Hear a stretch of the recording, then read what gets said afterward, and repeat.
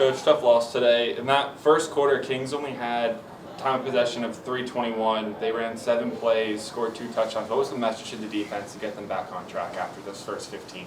Well, it's just getting them refocused. The big play on the kick return, certainly set them up in good field position. And we've got to go out there as a defense and be able to make a stop, or at least force a field goal. And we weren't able to do that. And I thought that was that first quarter really kind of set the tone for the rest of the game. And we let them play ahead of the sticks all night long. And I don't think we tackled particularly well.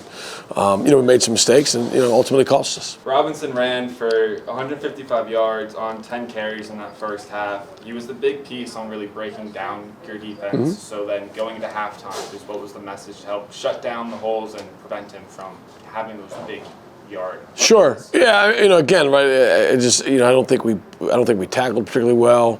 I thought they did some things, scheme wise that we thought we'd patched up, schematically in the locker room at halftime.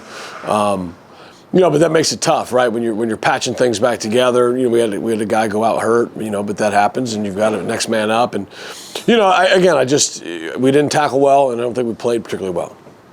Looking through those first 3 quarters, that defense really picked up in that third quarter. You only allowed Kings on 29 yards in 6 plays. You had a pick, but then looking offensively, your quarterback had 4 passing touchdowns today. So how's that going to help boost the team going forward? Well, it builds Jordan's confidence. Builds confidence in the passing game. So it just opens up another piece for us. I thought they did a nice job defending the run.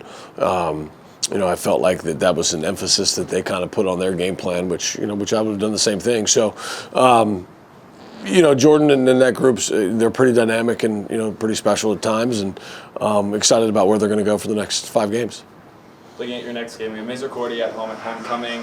What's the excitement built around homecoming and being able to host this match? Homecoming's a big deal here. There'll be 4,000 people in the stands. It'll be a cool environment. But we've got some work to do this week. We've got to settle down and grow up a little bit, and kind of fix some things, because once you get exposed, people are going to keep coming at you to keep exposing it. So we've got to make sure we get some things cleaned up for sure.